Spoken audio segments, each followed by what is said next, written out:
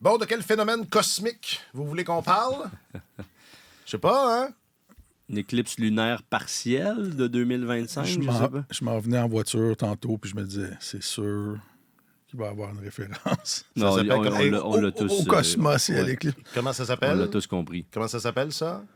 Quand il y a un événement comme ça et que je me cherche des petits sujets pour ouvrir le balado, C'est un 2 points qui traîne à terre. c'est ça, ou du contenu Du gratuit. contenu gratuit, Comme ouais. disait Ouais. mon mentor, René Potier. René Potier, que je salue, que j'ai hâte de voir, que je vais voir bientôt d'ailleurs, parce qu'on commence la préparation des Jeux olympiques. Et j'ai besoin d'être recadré. En même temps, il n'y a pas de hockey. Il y a du hockey sur gazon, mais l'équipe canadienne ne s'est pas qualifiée, contrairement à Tokyo. Donc, je ne sais pas qu'est-ce qu'on va aller faire là. À Tokyo, à Rio aussi, était là. Je suis allé voir un Ça match se peut, Rio. entre l'Allemagne et Je le me souviens Canada. pas, mais je te à crois Rio. sur parole. Est-ce que c'est bon? J'ai jamais vu. Jamais vu sur non, place. J'en ai jamais vu en vrai, ouais. Non. J'en ai vu un peu. Là. Des extraits plus que d'autres choses. Là. Ils jouent, c'est comme sur un terrain de soccer. Je ne sais pas si c'est les mêmes dimensions, mais ça ressemble. Ouais. Quelle idée. Hein? Les Allemands, grande puissance mondiale. Les Allemands sont au hockey sur gazon, ce que Le Canada. le Canada est au ouais. hockey sur glace. Ouais. Fait qu'ils ont des moins bons goalers ces temps-ci. C'est je sais une pénurie, ouais. Ouais, pénurie. Mais il y a pas des équipes sud-américaines qui sont fortes aussi. Les Argentins, genre, tout ça. Puis il n'y a pas des pays comme le Pakistan. Ben, tout les ça, qui ont- Indiens, Ouais, ouais, c'est tout ça. ça. Ouais. Le Commonwealth, Je crois que les gars sont, la finale, les gars connaissent sont ça. au fait. Mais quelle idée pareille. Le hockey sur gazon. Pourquoi pas? Quand j'étais à Pyeongchang, la fédération de volleyball faisait la promotion du volleyball Sur glace. de neige. Ouais, c'est ça. Ils voulaient comme amener le volleyball aux Jeux d'hiver. Mais pourquoi? Ouais. Pourquoi? À un moment donné, les Martin. déclinaisons du même sport dans 63 ans. On peut jamais s'amuser avec toi. J'ai déjà vu du... Ah, Je m'excuse. c'est la police du plaisir, Martin. Come on. Justement, plus de déclinaisons. OK. J'ai déjà vu du ice tennis. Ben ouais! Ou le soccer tennis, c'est bon, ça aussi? Ouais. Ou imagine du soccer tennis sur glace. Ça, c'est écœurant. En pétain. C'est pas dangereux du tout. OK. Non, mais sinon, l'éclipse Saint-Martin, as-tu été ému? As-tu pleuré? Non, j'ai pas pleuré du tout. Tu me sembles pas être quelqu'un facilement remuable. Non, ben écoute. L'as-tu regardé? Ben oui, oui. Ben, avec les lunettes. Là. Avec les enfants, on est sortis. Pas avec à les l'extérieur. lunettes, avec les enfants. Mais les enfants protègent les yeux Ouais. du soleil. C'est ce que je Toi, tu faisais. vas Moi, là- je tenais ma fille de 5 C'est ans ça. devant moi pour être J'ai- sûr que De pas j'avais me pas brûler les la rayons, de rétine. pas me brûler la rétine. Non, puis ta exactement. rétine a l'air impeccable. Ça a l'air Genre, correct. ouais, ça a l'air Je vois pas de point. Oui, j'ai regardé. Moi, honnêtement, j'ai été quand même impressionné. As-tu pleuré? Non, j'ai pas pleuré. Ah! Mais j'ai été soufflé par le moment. Ouais, ouais, c'était Sur quelque l'éclipse chose. totale, là, vraiment l'obscurité totale de 1 minute 30 à peu près. Là. J'avoue que c'est exactement comme on nous l'avait décrit. Comme Charles Oui. me l'avait décrit. Apparemment que semaine. Charles était... Parce que là, je n'étais pas devant la télé, mais apparemment que Charles Charles Serre était ému, là, en direct. Oh, oui. Très ému. Oh, oui, puis il était en ondes, là, 3 bonnes heures, sinon plus. Non, c'était une Non, grosse mais journée, c'était- grosse ouais. semaine. Ça, je suis allé chercher les enfants, puis c'était pédago. Ouais. Il allait leur montrer quand même. Là. On faisait pas partie d'un de ces centres de services scolaires qui voulait emmurer la jeunesse pendant l'éclipse, là, mais quand même, j'ai cherché, puis allé voir ça. Non, ensemble. c'est un beau... la lumière, ça, aussi. Bon, c'est sûr que l'anneau, c'est Mais le spécial, disque avec mais- la couronne solaire autour, Évidemment, hein, c'est là, vraiment mais impressionnant. cette espèce d'ambiance-là, un Ouais. peu apocalyptique. Ah, j'ai adoré ça, en fait. J'ai trouvé ça vraiment le fun. Et les Vox Pop, ça, c'était bon, ça aussi. Tous les Vox Pop sur l'équipe. En même temps, un Vox Pop, c'est toujours gagnant, comme on dit. C'est un peu ça que je suis en train de faire. En plus, OK, aujourd'hui, un étalon de mesure. Comment évaluer la saison du Rocket? Et est-ce si exceptionnel d'être exceptionnel? C'est tellement hockey, épisode 312.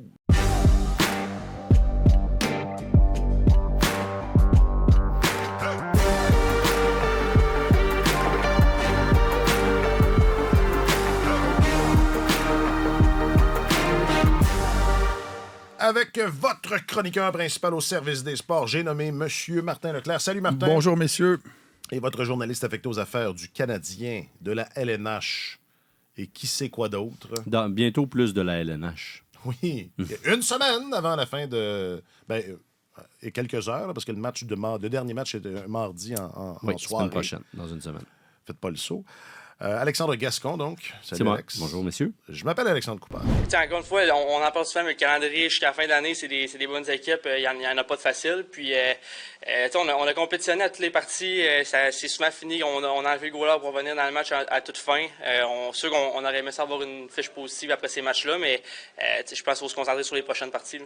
Non, je suis pas étonné. Honnêtement, quand il est en confiance, c'est un goaler incroyable. Là. Je me rappelle les séries à Laval, il y a 2-3 ans. Il avait fait du gros travail. Je sais que c'est un excellent gardien de but. Puis en ce moment, il joue du très bon hockey pour nous autres. Là, encore à soir, il a fait des arrêts clés tout le long de la partie. Là. Je pense que c'est d'y aller un match à la fois. Puis encore une fois, c'est des grosses équipes. C'est de montrer qu'on est capable de gagner ces matchs-là. C'est souvent des matchs serrés, mais d'aller chercher les victoires en fin de partie, je pense que c'est sur ça qu'il faut se concentrer. On sait qu'on est capable de rivaliser. Maintenant, c'est d'aller chercher les parties. Là. Raphaël Harvey Pinard, c'est un medley. On fait des medleys. Petit medley. Petit medley. C'était donc Harvey Pinard sur divers sujets, dont Caden Primo, qui était ce gardien. Je lisais le confrère Guillaume Lefrançois qui nous a, apportait à notre attention que Jean-François Houle écoule la dernière année de son contrat avec le Rocket de Laval. Puis, c'est ça, il écrivait que le Rocket avait fait la finale de la Coupe Calder en 2020. J'étais comme, hein? Mais oui. Non, pas la finale, la demi-finale. Ah, Puis c'est pas en 2020, c'était en 2022. Ah ben là, c'est peut-être moi qui rapporte tout ça tout croche. Moi, mais... j'ai découvert un peu. Ils avaient perdu au 7e match de la demi-finale. OK, donc ils étaient contre passés le à un match Thunderbird. d'atteindre la finale. Exact. OK. Contre le Thunderbird de C'est Springfield. ça, me semblait aussi. J'ai lu trop vite. Je Ouais. m'excuse, Guillaume. Je te lis trop vite. C'est moi le fautif. Bref, c'est Primo qui était devant le filet à ce moment-là. Et voilà, donc on écoule la dernière semaine du calendrier. Ce soir, le Canadien affronte les Flyers de Philadelphie. Puis, Martin, dans tes notes, tu t'écrivais que ce serait un bon étalon de mesure. C'est drôle parce que ça doit être ce cerveau qu'on partage maintenant, cette communauté d'esprit, parce que c'est exactement ce que je me disais en m'en venant. Puis à la limite, parce que le Canadien a affronté des puissances récemment, puis le narratif, c'était c'était pas si pire, c'était pas si pire, mais là, le Canadien affronte des équipes, dans le fond, avec lesquelles on voulait voir cette équipe-là rivaliser à ce moment-ci de la saison. Il n'y a pas d'enjeu, de réel enjeu, mais reste qu'on va être en mesure de voir où est-ce qu'il se situe par rapport à... Parce qu'on s'entend, là, le Canadien ne sera pas une puissance l'an prochain, mais on aimerait ça qu'il aspire à être une équipe un peu comme celle-là, là, tu sais, qui sont pas trop loin de se tailler une place. Voilà, c'est tout. Ouais. Alors, j'ai dit ce que j'avais à dire. T'adresser à Martin, Et je là, pense. et là, tu veux que je poursuive? On est là-bas. Oui. Alors, dans cette période de la saison, personnellement, j'accorde peu d'importance aux matchs que les Canadiens disputent contre les équipes de tête, parce que quand les équipes de tête arrivent contre une équipe de fond de classement, c'est souvent le deuxième gardien qui est là. Les équipes dominantes en font juste assez pour se dire, bon, ben, on va battre cette équipe-là, puis on passe à l'autre étape. Ils focalisent sur autre chose que sur le match contre l'équipe de fond de classement. Par contre, quand le Canadien affronte des équipes comme les Flyers, comme les Islanders, comme les Red Wings de Détroit, ce sont des équipes qui, elles, ont un enjeu qui se situe pas si loin que ça du Canadien dans le classement. Et c'est des équipes, tu sais, ce sont des matchs cruciaux pour ces équipes-là. Alors là, il y a un enjeu. Ouais. On voit des équipes qui sont censées tout laisser sur la patinoire et dont l'écart n'est pas si loin avec le Canadien. Donc, je trouve que c'est un bon test. Et les Flyers, quand on compare les alignements, honnêtement, je pense que les Flyers ont connu deux tiers de saison extraordinaire parce que les exigences de John Tortorella comme entraîneur font en sorte qu'il ne tolère jamais de demi-mesure. Il exige une intensité, des fois, qui n'est pas loin de celle des séries éliminatoires. Dès le début du calendrier, son camp d'entraînement est extrêmement exigeant, fixe la barre très, très haute. Dès le départ, il faut que les joueurs se préparent durant l'été juste pour réussir les épreuves qui figurent au programme du camp d'entraînement, les épreuves physiques. Alors, ça, je pense que ça vaut des points aux équipes de Tortorella en cours de saison. Mais là... je pense que le réservoir est vide. Le manque de ressources commence à apparaître. Et c'est ça, tu sais, c'est pas un alignement extraordinaire. Et là, c'est ça. Là, ça fait 7 défaites de suite que les Flyers subissent. John Tortorella a essayé Bon cop, bad cop. C'est ça. Il a essayé le bad cop au cours des 3 dernières semaines. Il a été dur avec son équipe, rayé son capitaine de l'alignement, vilipendé très sévèrement ses joueurs dans des points de presse. A été dur avec ses gardiens aussi. Et là, ce qu'on a vu dans son point de presse hier, donc lundi, là, c'était la manière douce. Ouais. C'était, écoutez, on joue pas mal, on produit beaucoup de chances de marquer, mais il nous reste juste, il faut réussir à conclure. Mais de façon générale, on joue bien, puis j'aime l'attitude de notre équipe, puis j'ai décidé de miser sur Ersson devant le filet jusqu'à la fin de la saison. Oui, il n'est pas habitué à un volume de travail comme celui-là, mais je vois quelque chose dans son regard, une détermination. Ouais. Et c'est que c'est complètement l'opposé de ce qu'on a vu au cours des dernières semaines. Alors, je ne sais pas s'il y a eu un constat où, voulant que tu ne peux pas continuer à fouetter un cheval qui est à moitié mort. Là. À Montréal ou à Philadelphie. Exactement. N'importe où. Et là, j'ai hâte de voir quelle va être la réaction des Flyers contre le Canadien. Mais c'est une chance pour le Canadien. Cette jeune équipe du Canadien, cette équipe qui est éprouvée par les blessures encore, etc., d'écarter une équipe des séries éliminatoires, de profiter de ces matchs significatifs-là. Et j'ai hâte de voir comment le Canadien va se mesurer, parce que, on l'a vu contre les équipes de tête dans les 3 derniers matchs, contre les équipes dominantes. Là. Tampa Bay est dominant depuis un bout, Toronto... mais ils ont battu la Floride, Martin. Oui. Non, mais c'est correct. Oui, tant mieux. Alors, c'est ça. J'ai hâte de voir ce match-là pour ça, parce qu'il y a un enjeu réel. Et Détroit, 2 fois, pour conclure la saison aussi, là, ça va être dans le même... ça va être super intéressant. Alors, le Canadien pourrait là aussi décider de la qualification ou non des Red Wings. Donc, t'accordes peu d'importance. Est-ce que tu accordes peu d'importance à ce que réussit Nick Suzuki en fin de saison comme ça? Est-ce que ça rentre un peu dans la catégorie Galchenyuk d'il y a quelques années, quand il avait atteint le plateau des 30 buts? C'est pas la même chose. Mais j'ai hâte de voir comment ça va aller pour Suzuki quand le Canadien va être dans une course aux séries. Ce seront des matchs à la vie, à la mort, soir après soir aussi. Mais si je peux me permettre une parenthèse... bien sûr, c'est quand même toi l'animateur. Non, mais c'est pas ça, mais ce qui aide beaucoup Suzuki aussi, c'est l'émergence de Slavkovski. Là. Je veux dire, Slavkovski a combien de passes primaires, là, de passes là, qui déterminent le jeu? Il y en a combien sur les buts, les derniers buts de mais c'est le lot de tous les bons joueurs dans la Ligue. Là, ils sont entourés de bons joueurs. Ça prend un bon trio, c'est sûr. Mais effectivement, ça vient de pour revenir à l'émergence. Galchenyuk, c'était qui ses partenaires de trio? Je me rappelle pas. Peut-être qu'il jouait avec Pacioretty en fin de saison. La source des succès de Galchenyuk, c'était André Markov. C'est ça. C'est son lancé, Galchenyuk. Parce que, tu sais, quand tu dis c'est pas pareil, Galchenyuk avait joué au centre, d'ailleurs, dans cette fin de saison-là, et puis c'est clairement pas la position qui lui convenait le mieux. C'est pas un joueur qui avait une grande intelligence du jeu, il avait pas de vision. C'est normalement la qualité primaire quand d'un joueur de centre, d'un pivot. Alors oui, il marquait beaucoup grâce à son super lancé, entre autres en avantage numérique, comme le disait Martin avec Markov. Donc non, évidemment, c'est pas la même chose, mais c'est intéressant de comparer le succès franc de fin de saison dans un contexte d'élimination. Parce que quand même, Suzuki réussit ce que peu de joueurs de centre ont fait à Montréal là, dans les dernières décennies, je dirais. Là. Bon, ce qui en dit surtout long sur la tristesse de la chose, là, le manque de profondeur au centre, mais quand même, c'est une bien belle saison pour lui, là. Et puis, c'est ça, le premier trio, c'est la meilleure nouvelle. C'est 27 points à ses 30 derniers matchs, Juraj Slavkovski. On sent là, que... Puis c'est match après match. Donc ça, je ne dirais pas que c'est réglé, mais en tout cas, il a clairement passé un cap. Donc moi, ça, je le prends en cette fin de saison-là. Je considère que c'est important malgré tout. Je pense pas que les matchs contre les meilleures équipes sont nécessairement achetés à la poubelle, même si effectivement... elles tempèrent leurs efforts bien souvent, comme on l'a vu contre la Caroline, puis même les Rangers pendant un bout de temps. Là, tu vois, quand ils ont décidé d'appuyer sur le champignon, les Canadiens n'arrivaient plus à rivaliser avec eux. Mais oui, ça va être intéressant de voir comment ça va se conclure. Tout ça, surtout en défense, parce que c'est là que ça se joue. Là, le narratif de la dernière semaine, c'est les auditions. Oui. Les auditions en défense. Si vous étiez juge, si on joue à Defense Idol. Ouais.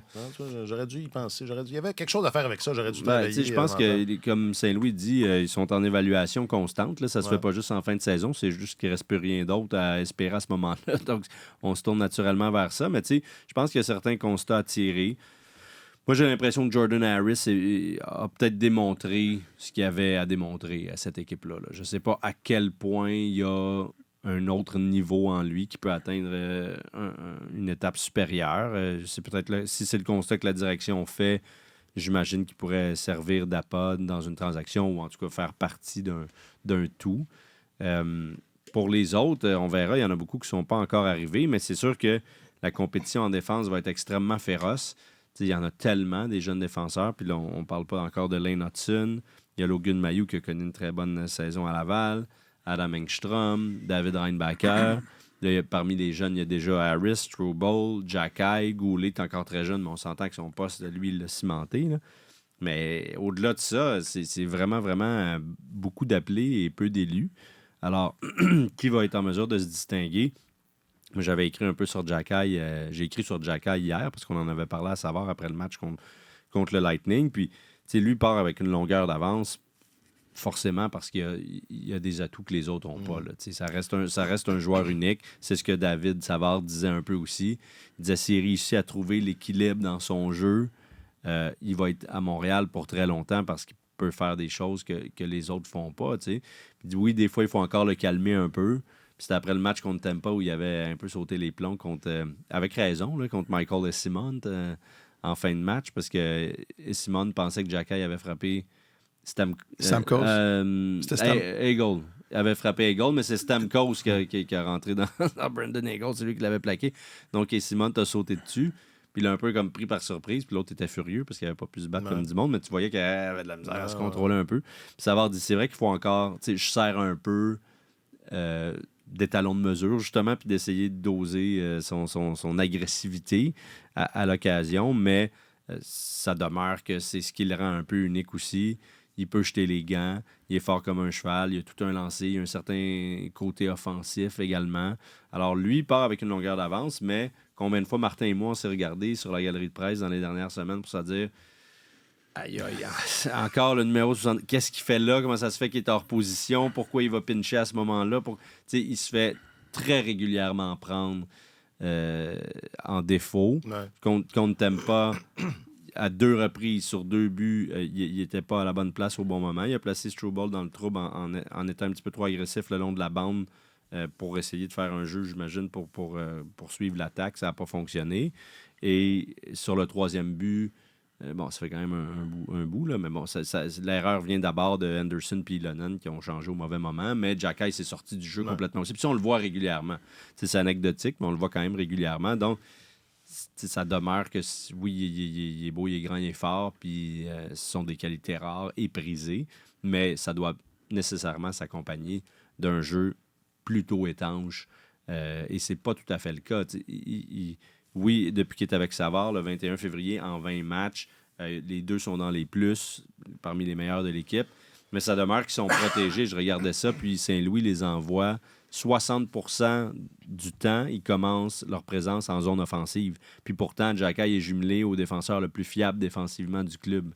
Donc, on essaie encore de le protéger, de le mettre dans des circonstances favorables. Il n'est pas rendu au point où son jeu défensif est stable. Puis c'est la seule chose qui pourrait lui nuire, je pense, dans cette bataille-là, dans la hiérarchie de la défense, parce que c'est pas encore poli, ça, t'sais. Malgré son séjour à Laval, malgré le fait que ça allait mieux depuis qu'il est revenu, tout ça. Alors là, c'est dommage, il ne pourra pas se faire justice, parce qu'il y a des bonnes chances qu'il ne joue plus d'ici la fin de la saison. Oui, c'est ça. Est-ce qu'on a... Goulet aussi. Il y a des rumeurs qui circulent, mais on ne sait pas exactement. Le Canadien est en congé hier, on va leur en parler aujourd'hui, mardi, mais... Et Goulet aussi... Est-ce qu'il... Goulet, c'est peut-être une commotion, là, on verra. Là, mais, le Canadien disait au jour le jour. Oui, évaluation quotidienne, mais sa tête avait quand même donné assez fort sur la baie vitrée. Là. Bon. Mais c'est ça, mais pour les auditions, le Canadien a énormément de défenseurs. L'avantage des 2 dernières saisons, c'est qu'ils ont eu l'occasion de les faire jouer beaucoup. Ils voient pas mal. Ils savent à qui ils ont affaire. Là. Et il va falloir que la roue tourne cet été parce qu'il y en a d'autres. Il y en a d'autres qui vont se pointer. Sont sur le point de prendre des décisions, je pense. Oui. Il va falloir qu'ils en échangent.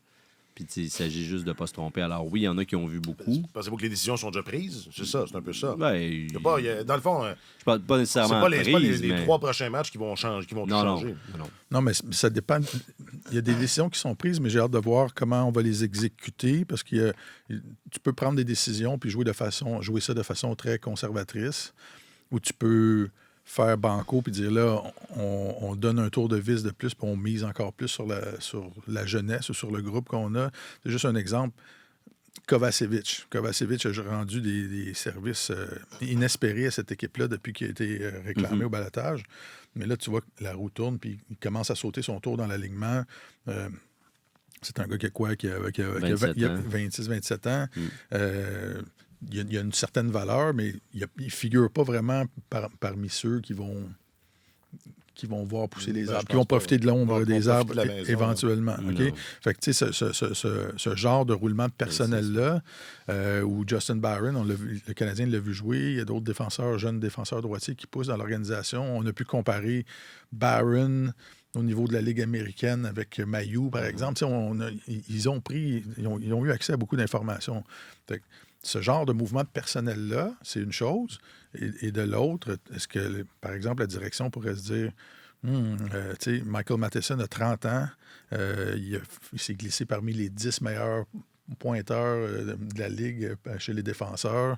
Il joue le meilleur, peut-être, hockey de sa vie. On lui a donné de la glace à répétition pour le mettre en évidence. Est-ce que c'est le temps de vendre pendant que la valeur est élevée et peut-être d'aller chercher un retour intéressant et d'améliorer notre alignement tout de suite et de glisser un jeune défenseur dans l'alignement? Ça, c'est une possibilité, mais tu demeures assez mince après en termes de défenseur offensif. Oui. C'est qui peut animer l'avantage numérique. Puis, c'est ça. Mais là, ça dépend de ce qu'on pense de Hudson, Mailloux, etc. Alors, c'est ça, mais c'est le niveau d'audace avec lequel on va bouger. Là. À un moment donné, tu es en reconstruction. Il faut que tu en ajoutes des nouvelles pièces si tu veux reconstruire.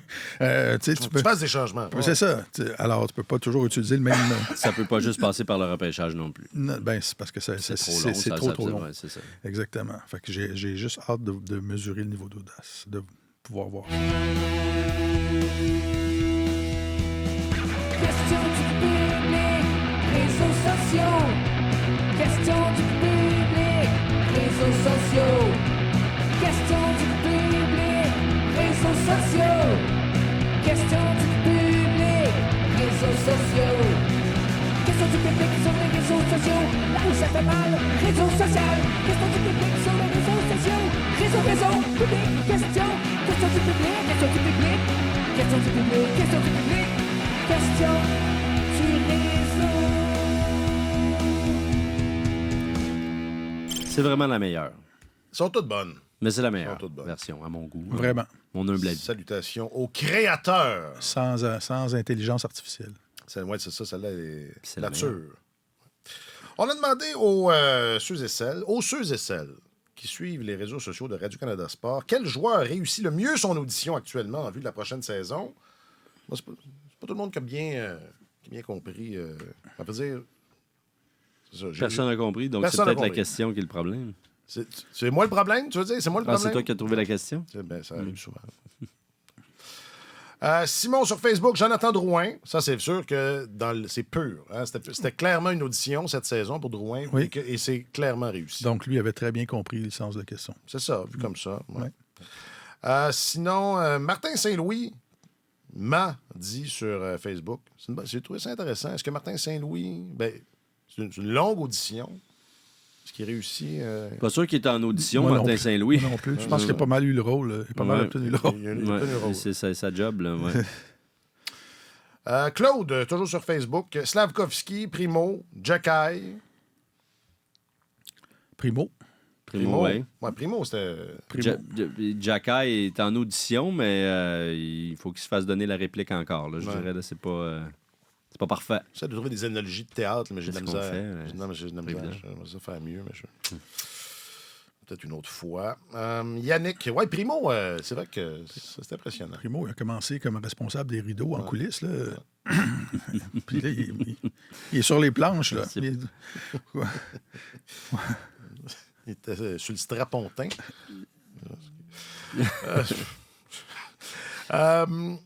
Sur Facebook, toujours, Yannick. Sans doute, Andrix Lapierre. Ah, oui, ben c'est vrai que ça va bien pour Lapierre quand même. Là. Oui.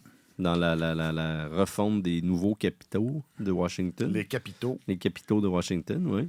Effectivement. Sur YouTube, il y a Pacal qui dit Joshua Roy. Oui. Assurément. Courte audition. Oui. Courte. Elle aurait pu être plus longue. Manu Tété. Jusqu'à date, ça va bien. Oui. Jusqu'ici, tout va bien. Ouais. Puis une petite dernière sur le Gram. C'est genre le genre d'acteur auquel tu donnes un petit rôle dans un film, puis tu parles à ton équipe, tu dis la prochaine production qu'on fait, ce gars-là, on va lui donner un meilleur rôle que ça. Il y a du potentiel, il brille. Ouais. Le César de la plus belle... ils ont ça en France, le César du meilleur nouveau venu. On a fait comme la recrue de la révélation. Et M. Lorenzo sur le Gram, Marc-Antoine Godin. Ah, que l'on salue. Lui, Godin, son audition n'est pas finie. Elle n'est pas finie. Prolonge. Puis on verra. C'est pas fait. On l'appelle encore le stagiaire entre nous, d'ailleurs. Mais, ouais, Jayden Struble, chez le Canadien aussi, quand même. Là. Audition inattendue. Oui. Absolument. Non, puis on parlait tantôt de qui va prendre la place de qui. Ça a certainement brouillé un peu, ou enfin... Ben, il s'est ajouté... son nom s'est ajouté au lot, alors que personne ne le croyait là, avant le début de la saison. Il ne faisait pas partie des plans à court terme, je pense.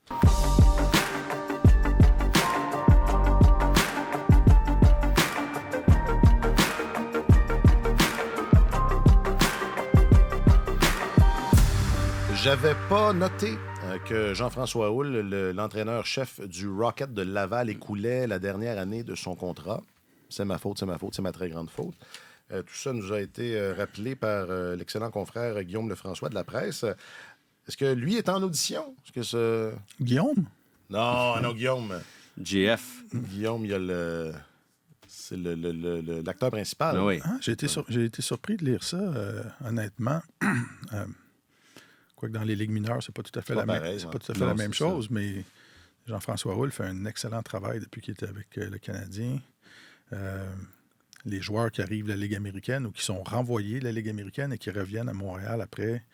ils sont réparés. Ils ont pas l'air ils ont pas l'air de gars qui ont été placés dans le mauvais décor. Il fait honnêtement un travail remarquable, tout en gardant l'équipe compétitive au classement dans la Ligue américaine. Et Jean-François Houle, c'est un entraîneur de carrière qui a eu du succès partout. Moi, je me rappelle, il était entraîneur, je ne me souviens pas en quelle année exactement, là, peut-être qu'on pourrait regarder ça vite, mais je me souviens quand il était entraîneur dans les rangs juniors, il dirigeait l'équipe de Lewiston, si ma mémoire est bonne. Et il affrontait en séries éliminatoires le Junior de Montréal qui était dirigé par Pascal Vincent et par Joël Bouchard. Mm-hmm. Et le Junior de Montréal était nettement, très, très, très nettement favori pour remporter cette série-là. Et Lewiston avait culbuté le Junior de Montréal. Et dès la saison suivante, dans l'été qui a suivi cette élimination-là du Junior de Montréal, l'équipe a déménagé à Blainville et Pascal Vincent a été embauché comme adjoint chez les Jets de Winnipeg. Et Joël Bouchard était DG, président, était dans le nouveau groupe d'actionnaires et qui on a tout de suite embauché comme entraîneur en chef. On a été Jean-François Houle parce qu'ils avaient été impressionnés du sort qu'ils avaient subi dans les séries éliminatoires auparavant. Et quand Joël, c'était quand même ironique, et là, Joël a été l'adjoint de Jean-François Houle avec l'Armada pendant quelques saisons. Après ça, c'est Joël qui a pris les commandes de l'équipe. Et c'était quand même ironique ou amusant de voir que quand Joël a quitté le Rocket, c'est Jean-François qui s'est amené après ça pour prendre les commandes de l'équipe. Mais il fait un boulot remarquable. Il n'a pas hésité à quitter le hockey junior pour devenir adjoint dans les ligues mineures professionnelles parce qu'il voulait gravir les échelons. Il l'a pas eu facile. Là. Il s'est promené pas mal. Et là, il est avec une organisation de premier plan dans la Ligue nationale. Il prépare bien les espoirs du Canadien. Et ce serait un choc total si le contrat de Jean-François Houle n'était pas prolongé pour plusieurs saisons. Il y a aussi eu beaucoup de matière avec laquelle travailler, ce qui n'a pas tant été le cas. Un petit peu Joël Bouchard, très peu Sylvain Lefebvre. En même temps, Lefebvre, on lui a reproché que c'est ça, ses équipes ne participaient jamais aux séries éliminatoires. Il n'y a aucun gars qui est vraiment ressorti de la Ligue américaine pour aider le club principal à cette époque-là non plus. Joël a eu Jake Evans comme héritage, peut-être, principalement. Ce qui est du beau travail, bien fait, là, mais je pense qu'il aurait trouvé une manière de se rendre là malgré tout. Mais Hull a énormément d'espoir sur lesquels le Canadien compte. Michael McCarron, Joël. Souviens-toi, McCarron, ça s'en allait nulle part. Il joue dans la Ligue nationale encore aujourd'hui. C'est vrai, il a échappé, entre guillemets. Il a échappé le beau Michael. Mais, c'est ça. Puis Hull, lui, il a beaucoup d'espoir entre les mains sur lesquels le Canadien compte. Ce qui n'a pas tant que ça été le cas auparavant. Donc, lui, on a plus de façons de mesurer, disons, son impact. Mais c'est vrai qu'à date, ça se passe vraiment bien, là.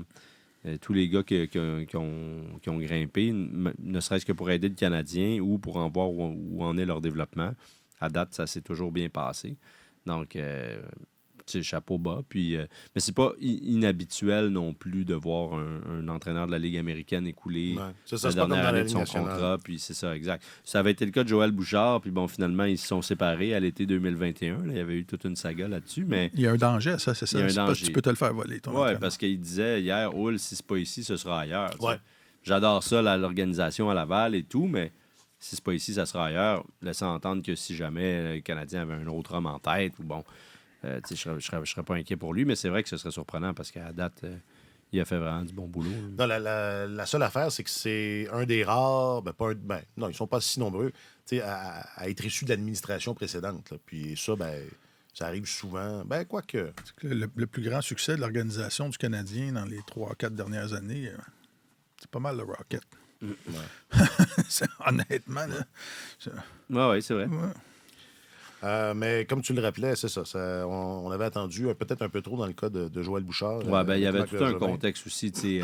C'était la fin de saison 2021. Le Canadien perdait 3-1 en première ronde contre les Maple Leafs de Toronto. Puis le mot qui courait à l'époque, c'était que s'il perdait le 5e match, le beau Marc, c'était terminé là, et compagnie. Puis toute la gang du Charme, Bergevin, tout le monde y passait. Peut-être Joël aussi. Et puis là, il y a eu ce renversement de situation-là un peu inattendu et fascinant. Le Canadien serait en finale de la Coupe Stanley. Ça devenait bien embêtant de congédier tout ce monde-là. Alors là, Bergevin, son avenir était incertain. Du Charme, on ne savait pas trop. Finalement, Marc lui avait donné un contrat de 3 ans. Joël passait un peu à la trappe à ce moment-là parce qu'il y avait tellement d'autres affaires à régler en pleine fin de saison pandémique, le repêchage d'expansion qui s'en venait, etc. C'était des temps troubles. Alors, je pense que peut-être que Joël, c'était moins la priorité. Ils l'ont échappé. C'est ça. Puis Marc et lui ne se seraient pas compris là, dans les négos. On n'a pas su vraiment le fin mot de l'histoire, qu'est-ce qui serait arrivé.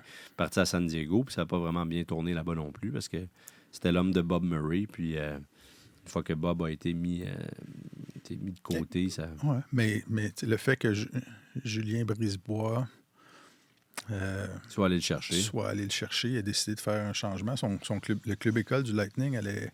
Toujours bien depuis plusieurs années. Très, très bien. C'était Benoît Groux qui était là. Donc et Benoît faisait un travail extraordinaire qu'on a décidé de tasser Benoît Groux pour placer Joël là. Ça en dit long quand même sur l'estime dont pouvait bénéficier Joël dans le milieu. Là.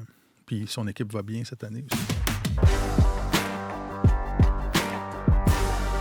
En terminant, je vous propose un autre de ces espoirs du hockey qui, bien qu'il soit né dans le Canada anglais, porte un nom de famille francophone. Je parle de Landon Dupont. C'est pas francophone, Landon? J'ai dit prénom? Ah. Je dit nom de famille. Non, j'ai dit nom de famille. Dupont, oui. Bédard. Connor Bédard, c'est tout. J'ai pas d'autres. OK. Est-ce qu'il y en a d'autres? Non. Ben, il y en a d'autres, là. Rod Brin d'amour. Il y en a plein d'autres. Hein. L'héritage francophone à travers le Pat Canada. Lafontaine. Pat Lafontaine, le Canada et les États-Unis. Oui. Écoute, il y a 1 million. Un million de francophones qui ont émigré aux États-Unis. Ils étaient très nombreux à l'époque. Et il y a des traces de ça un peu partout, au Missouri. Ma grand-mère, une Thibault, était américaine. Mm-hmm. Des places comme Des Moines, Grande Prairie. C'est pas Michael McCarron qui venait de Grande Prairie? D'ailleurs, on en parlait. Ah, le grand Michael. Non, un petit mot sur Landon Dupont. Grosse Pointe. Grosse Pointe Blank. Belle Grosse place. Pointe, c'est ça. Ouais. Ouais, Comment tu m'as appelé? Ma grosse pointe d'amour. Tu me pointes du doigt en plus. Non, un mot sur Landon Dupont qui a reçu cette semaine le statut de joueur exceptionnel. C'est un sujet dont on a déjà parlé, puis c'est une belle occasion de le revisiter parce que c'est un peu non, pas un couteau à deux tranchants, mais il y a une meilleure expression, là, mais c'est un peu un cadeau empoisonné, peut-être. Exact, oui. Parce que là, lui, il a 14 ans en plus. Il va avoir Aidez-moi, 15 là, ans le mois prochain. OK. Donc, il y a comme 15 ans. Donc, Il va avoir 15 ans à son année junior. OK. il va être éligible à jouer dans la Ligue de l'Ouest à l'âge de 15 ans. C'est un défenseur et il devient de quoi? C'est le 9e dans l'histoire du hockey junior canadien? Oui, c'est le 9e. Hein? Oui. Ouais. On a Mais pourquoi? On a commencé ça en 2005 avec John Tavares. C'est ça. C'était bien parti, les premiers, ça avait de l'allure. Là. Oui. Tavares, Stamkos. Non, Tavares, Ekblad et McDavid. Ah oui, OK, il y avait juste ces trois-là. C'est les Excuse-moi, trois Martin, premiers dans la Ligue de l'Ontario et tous des premiers choix au total. OK. Et ce système-là s'est enrayé à un moment donné, cette procédure-là. Hockey Canada s'est mis à se comporter comme si on considérait qu'il y avait un joueur d'exception à tous les 2 ans qui surgissait. D'ailleurs, c'est depuis 2005 qu'on a mis ça en vigueur. Et là, c'est déjà le 9e joueur. Donc, ça veut dire 9 joueurs en 19 ans. Moi, je ne suis pas d'accord avec ça. Philosophiquement, qu'on donne le statut de joueur d'exception à des jeunes comme ça. Premièrement, juste d'un point de vue humain, social, de placer un joueur de 15 ans dans la même équipe que des gars de 18, 19, 20 ans. Je trouve que c'est leur enlever une partie de leur innocence très rapidement. Il y a une grande différence dans les intérêts des deux groupes d'âge. Je trouve que c'est infliger une pression inutile à un jeune. Là, c'était sans doute un grand jour de réjouissance pour la famille Dupont hier. Lundi, quand cette annonce-là a été faite, puis c'est un honneur exceptionnel.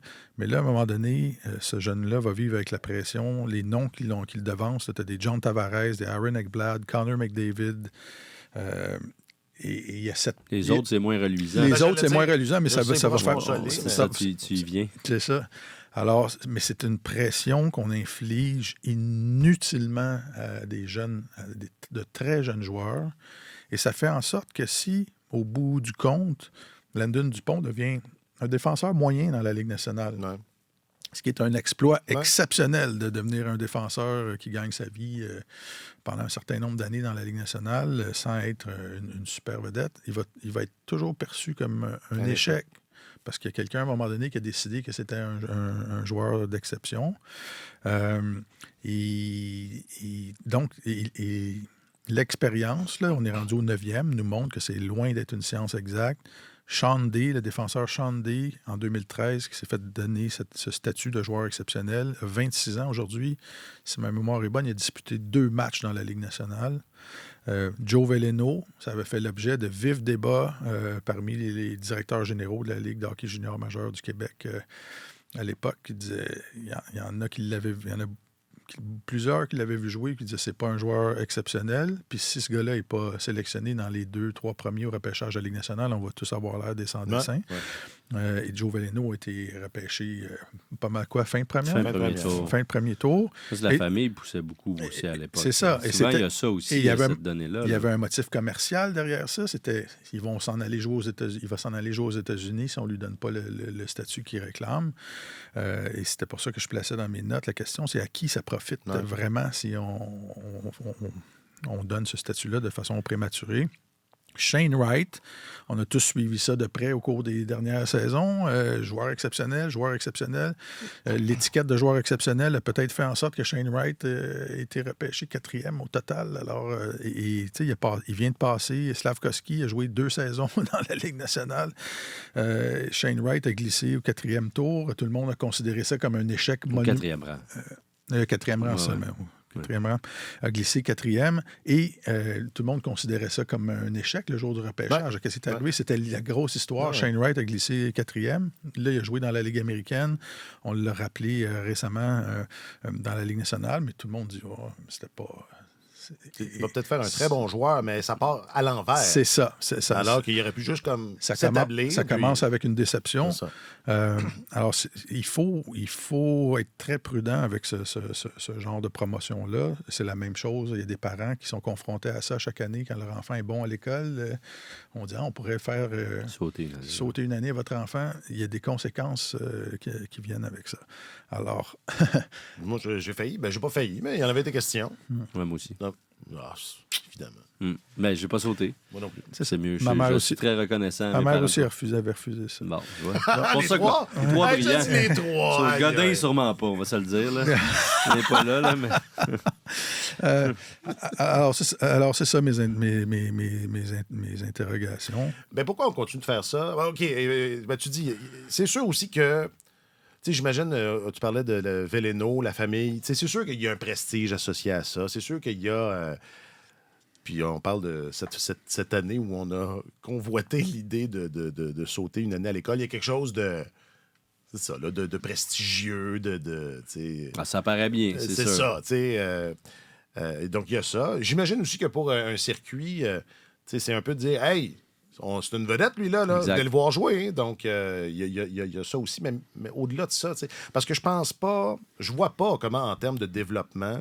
Moi, on a déjà abordé ces sujets-là. Je pense que d'être confronté à une opposition qui est plus forte... si t'es confronté à une opposition plus forte que toi, jusque dans certaines limites, là, je pense que c'est une bonne façon de tirer par le haut. Mais est-ce que dans ce cas-ci, ça s'applique? Est-ce que ces joueurs-là, est-ce qu'il va être meilleur en bout de ligne? Est-ce qu'il va être meilleur? C'est ça. Si on avait juste attendu une année supplémentaire, là, on s'entend, là, il va jouer dans la Ligue de l'Ontario, Landon Dupont, mais est-ce qu'il y a urgence? Je pense que la preuve en a été faite dans les dernières années. Dans la Ligue de l'Ouest. Dans la Ligue de l'Ouest, pardon, mais la preuve en a été faite dans les dernières années qu'il n'y a pas d'urgence. Pas de gain, c'est ça, il n'y a pas de gain. Bédard... Bon, pour lui, ça a bien fonctionné, là, mais... Est-ce que Bédard serait pas où il est en ce moment s'il avait joué? Est-ce qu'il serait moins bon? Surtout que cette année-là, ça a été l'année de la pandémie, en plus. Ouais. Puis il a joué 15 matchs là, dans la Ligue de l'Ouest, donc c'est pas comme s'il avait bénéficié d'une expérience extraordinaire. Et pourtant, c'est ça, très peu joué cette année-là, et pourtant, l'année suivante, à 16 ans, il connaissait une saison fabuleuse. Donc non, c'est ça. Puis on a souvent parlé du principe de compétition significative. Ouais. Ça m'étonnerait que Landon Dupont, remarque que je ne l'ai pas vu jouer, mais s'ils font ça, j'imagine qu'il va être très bien en mesure de tirer son épingle du jeu dans la Ligue de l'Ouest, mais c'est pas nécessairement ça l'objectif. Là. Peut-être que d'être avec des joueurs un petit peu plus de son âge, ça va lui permettre de dominer. Il va arriver un an plus vieux, plus mature dans le WHL, puis probablement que ça n'aurait rien changé. Alors, effectivement, pourquoi sortir des talents exceptionnels aux 2-3 ans alors que théoriquement, il y en a quoi, 1 ou 10 ans à peu près qui passent? Là? Au cours des dernières années, il y a un joueur qui était sollicité pour... ou qui avait sollicité le... Mais même John Tavares, excuse-moi. Oui. Mais John Tavares, il me semble, qui a été le premier à recevoir cette... a dit qu'il ne le ferait pas. Exact. C'est ça que je m'en allais raconter. OK, c'est ça. Passez vite. Non. Mais tu vois à quel point on est branché. Le même, un cerveau pour 3. Mais c'est ça, il y a un agent qui avait dit à son client qui sollicitait le statut de joueur exceptionnel, il avait dit, écoute, on va demander à John Tavares, il l'a vécu, on va avoir une discussion avec lui. Et John Tavares avait dit, moi, si c'est à refaire, je n'arriverai pas dans la Ligue de l'Ontario à 15 ans. Là. Et quand même, le joueur avait tenu à avoir le statut de joueur exceptionnel. Ben c'est ça, parce que c'est quelque chose de... C'est ça. Mais écoute, j'ai hâte de voir, on va regarder. Et la position de défenseur en plus? Oui, c'est ça, parce qu'à part Ekblad, est-ce qu'il y en a d'autres? Oui, c'est surtout les attaquants, non? Chandé, qui a joué 2 matchs, et Ekblad, est-ce que Ekblad est devenu le Bobby Orr de son époque? Il était premier au total au repêchage. C'est arrivé, c'était un bon défenseur de la Ligue nationale. Mais est-ce que ça justifiait qu'on le fasse jouer à 15 ans? Dans son cas, je pense qu'il mesurait déjà 6 pieds 4 puis il pesait 210 livres à 14 ans à peu près. Là. Donc, des fois, il y a une question de maturité physique aussi. Là. C'était un homme ne peut pas faire mal aux autres. Parmi les enfants. Là. Donc, peut-être que ça a pesé dans la balance, je sais pas. C'est un enjeu de sécurité. Un enjeu de sécurité pour les autres. Mais Sean Day, il joue toujours avec Syracuse. Oui. Donc, si jamais le Rocket arrivait à se qualifier puis à sortir de son tour qualificatif, là, le premier 2-3, il y a des chances qu'on affronte Sean Day. C'est pas rien. C'est pas rien. Un ancien exceptionnel. Un exceptionnel de 2013. Écoute, sans doute que si on avait la chance de prendre un café pendant quelques heures avec Sean Day puis de parler de cette expérience-là, on dirait... à cœur ouvert, là, pas avec un gars qui donne une entrevue puis qui a la garde élevée, là, mais une discussion à cœur ouvert sur son expérience. Tu peux causer des dommages ou briser la confiance de quelqu'un pour le reste de sa vie, en tout cas, je trouve, en lui donnant ce titre-là.